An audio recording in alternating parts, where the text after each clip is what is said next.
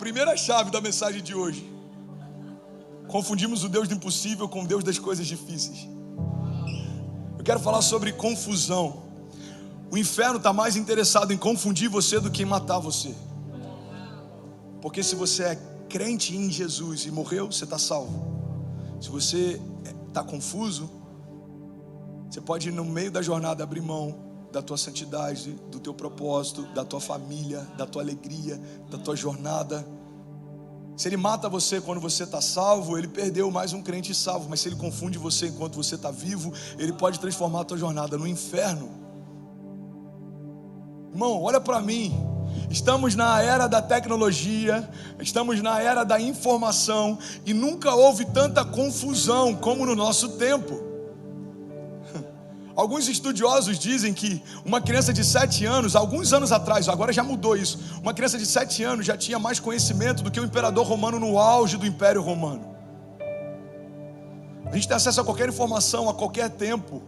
Tem um cara pregando em Little Haiti, em Miami, tem gente na Bélgica, Bolívia, Angola, El Salvador, Eslovênia, Arábia Saudita recebendo essa palavra. Então estamos hiperconectados, temos muita informação, temos um excesso de comunicação, mas se nos falta revelação, não temos nada. E é por isso que a maior crise hoje é em relação à nossa identidade. Você nasce, o seu gênero, ele é palpável. Me desculpa aqui o que eu vou falar, e com a liberdade que eu vou falar, mas o seu gênero é palpável. Você consegue tocá-lo e saber a diferença entre feminino e masculino. Alguém está entendendo isso? Ok. Ele é palpável. Se você entende que quer ter uma outra orientação sexual, a sua liberdade te dá acesso a isso. É a sua vida. Você faz o que você quiser.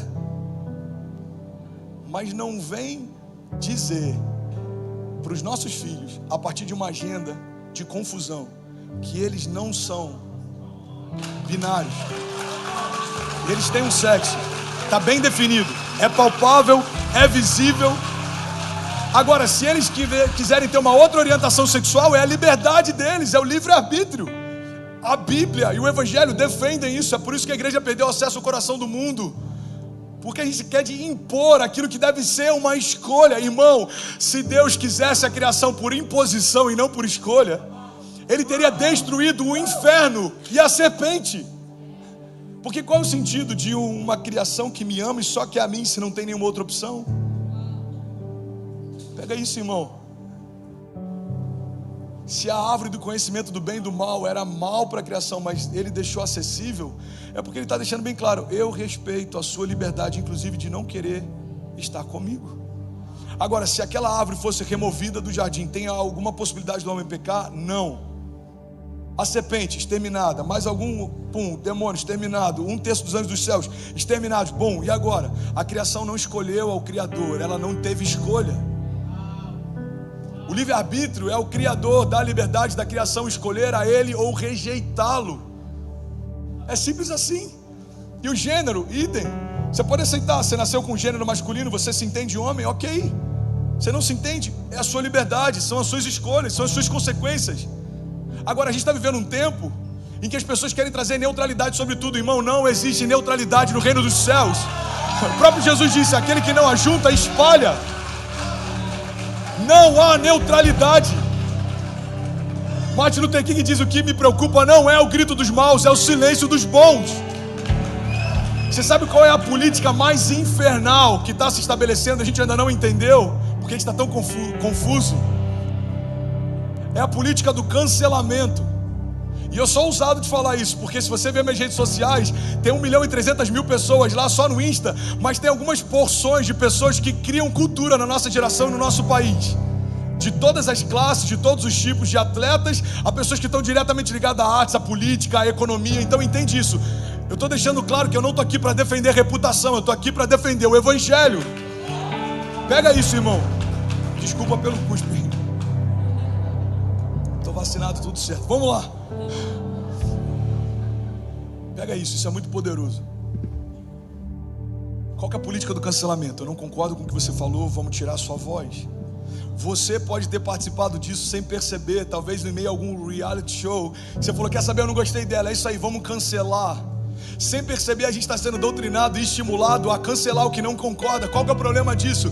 O problema é que vai chegar um tempo em que a sã doutrina vai incomodar o ouvido de quem ouve. Vai chegar um tempo em que a gente falar sobre a verdade que nós cremos e que nos sustenta vai incomodar. Não é politicamente correto falar sobre aquilo que você crê a respeito de Jesus. Existe uma neutralidade, vamos ser neutros. Todas as religiões, todos os entendimentos, todos os gêneros, tudo agora é neutro. Qual o problema de neutralidade? É que existe um muro e Satanás é o dono dele. Então, se você estiver em cima do muro, você já escolheu um lado. Não, eu estou indeciso. Eu estou em cima do muro. Você está em cima do muro? Você sabe que é o dono do muro? Olha o que Deus diz, cara. Eu prefiro que você seja frio ou seja quente, mas os mornos serão vomitados. Estou pregando a palavra. Você está comigo?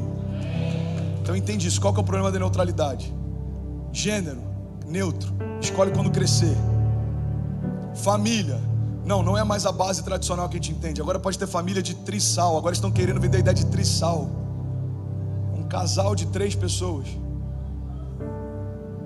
Irmão, o mundo está pedindo socorro, mas se aqueles que têm uma palavra que pode mudar a história se calarem, a gente não tem que ficar no arraial protegendo a verdade. A gente precisa se tornar a verdade passeando pelas ruas da cidade. Como ouvirão se não há quem pregue? Como terão acesso a Jesus se nós não nos tornarmos parecidos com Ele? Você está comigo? Diga amém. Então entende isso, irmão. Olha para mim, não se distrai. O inferno está mais interessado em confundir você do que em matar você. Confundir os seus filhos do que matar os seus filhos. Confundir a sua casa do que em matar a sua casa. Você sabe por quê? Porque quem não está contra ele trabalha para a construção do reino dele, um reino de confusão. Um reino de confusão. Olha o que a palavra de Deus diz, irmão. Nós fomos transportados do reino das trevas para o reino do Filho do seu amor. Se eu creio que a palavra é a verdade, eu entendo que eu estava lá, mas Deus me trouxe para um novo tempo, para um novo lugar, uma nova mentalidade. Romanos diz: transformai-vos, pois, pela renovação do vosso entendimento, para que possam experimentar qual é a boa, agradável e perfeita vontade de Deus. Em outro momento a Bíblia diz: não se amoldem ao padrão desse mundo. Você está comigo? A gente está confundindo algumas coisas, irmão. E eu vou terminar essa mensagem à noite, mas eu queria tanto poder passear com vocês sobre algumas áreas que a gente está confundindo. Eu vou falar bem rapidinho, sobre 2 pelo menos. Alguém me dá 5 minutos para eu terminar essa mensagem? De verdade, levanta sua mão, deixa eu te ver. 5, 10, 15, 20, 30. Ok, vamos junto. Não se distrai, olha para cá. Confundimos o Deus do impossível com o Deus das coisas difíceis. O Deus das coisas difíceis é aquele Deus que a gente fala: cara, só tem 1% de chance, eu vou me agarrar em Deus e quem sabe vai acontecer. Cara, essa porta é difícil de eu conseguir entrar, esse milagre é difícil de acontecer. Irmão, Deus não é o Deus das coisas difíceis. As coisas difíceis a gente consegue viver por sorte. Pega isso. Era muito difícil conseguir esse trabalho. Cara, eu dei uma sorte, aconteceu. Agora, as coisas impossíveis a gente só vive por fé. Não tinha como acontecer. Deus tornou inevitável. O Deus que torna o impossível, vamos comigo, igreja. O Deus que torna o impossível algo inevitável não é o Deus das coisas difíceis, é o Deus das coisas impossíveis. Sabe quantos % existia de chance de Lázaro ressuscitar? Fala comigo: 0. Lázaro não estava entubado, Lázaro não estava mal, Lázaro não estava com febre, Lázaro não estava cansado, Lázaro estava morto e Jesus trouxe ele de volta da morte. Irmão, Jesus ouve que o seu amigo está doente. Sabe por que ele demora? Porque ele queria que aquilo acontecesse. É a vontade permissiva de Deus. Ele olha a eternidade e fala: se eu não for, Lázaro vai morrer. Mas espera aí, se ele morrer e eu trouxer ele dos mortos, vai se manifestar a glória do meu Pai. Então eu vou chegar lá, fica tranquilo, avisa que eu estou a caminho. Ele chega e toda a criação que está lá em torno começa a querer dizer para o Deus do tempo em que tempo Deus deveria chegar. Você deveria ter chegado mais cedo. A irmã de Lázaro fala: olha, se você não tivesse atrasado, meu irmão não teria morrido. Aí Jesus fala: ei, fique em paz, ele vai ressuscitar. Ela jogou Jesus no passado. Se você tivesse feito diferente. Aí ele fala, ele vai ressuscitar. Aí ela agora pega e joga Jesus no futuro. Ela fala, eu sei, naquele grande dia, quando os mortos ressuscitarem. Ele fala, não. Não me joga no teu passado, nem me joga no teu futuro. Eu estou te dizendo que ainda hoje ele vai ressuscitar. Então ele se aproxima do lugar onde Lázaro está e ele faz um convite para um homem morto. Essa é a loucura da fé. A Bíblia diz que aquilo que para o mundo é loucura, para nós que cremos é o poder de Deus. E se a igreja se confundir e começar a aceitar uma teologia de justiça própria, eu faço para merecer. Irmão, não confunda posicionamento com você ser merecedor. Nós nunca seríamos merecedores daquilo que Deus quer fazer por nós. A gente não merecia salvação, a gente não merecia ser trocado por Ele. A gente não merecia ter o que tem, viver o que vive, ser chamado de filho. Nós éramos escravos. A Bíblia diz que nós nos tornamos inimigos de Deus nos nossos pensamentos. A criação se voltou contra o seu Criador. Então não é sobre mérito, é sobre graça, um favor imerecido. Deus olhou para você e viu Ele em você, e Ele desejou fazer. Deus não abriu mão de você, não desistiu de você, não se esqueceu de você. Ele poderia ter deletado e feito de novo um sermão que eu olho e falo, eu acho que não tem sentido. Eu posso apertar delete e recomeçar. Um negócio que você começa e quebra, você vai abrir mão dele, vai recomeçar. Quantas pessoas têm aberto mão de relacionamentos, casamentos, ministérios, alianças? Deus poderia ter olhado e falado, quer saber, eu só fiz 2, os 2 deram errado, eu vou fazer de novo. Eu só fiz 2.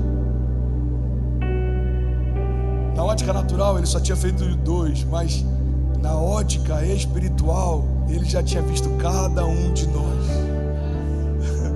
Chamava pelo nome e conhecia cada um de nós antes da gente ser formado. Eu creio que ele já viu o rosto de Ceci gerações antes dela nascer. Ele já viu o rosto de Benício, ele já viu o meu rosto, o seu, da sua família, dos seus pais. E aí quando ele olha isso, ele fala, não dá para abrir mão de algo que eu já amo. Você está comigo? Eu não vou deletar, eu já tenho amor por eles, e não dá para abrir mão. Eu não abro mão deles. Então Jesus chega diante de Lázaro morto. Fala isso comigo, diga morto. Para a ciência, impossível. Para os homens daquela época, impossível. Para cada um de nós hoje, impossível. Para um corpo que já fedia, impossível. Para uma matéria decomposta, impossível. Para a química, impossível. Para a física, impossível. Para Jesus, inevitável. A vida fez um convite em meio a um cenário de morte. E sabe o que aconteceu? Convite aceito. A palavra de vida invade a morte e fala, eu quero de volta quem é meu. Lázaro sai. Só que a Bíblia diz que quando ele sai, ele ainda está atado. Pega isso, irmão. Tem muita gente que já experimentou o novo nascimento, mas ainda não permitiu que Deus removesse algumas talas emocionais. Lázaro está agora vivo, ressuscitou, mas ele ainda está preso.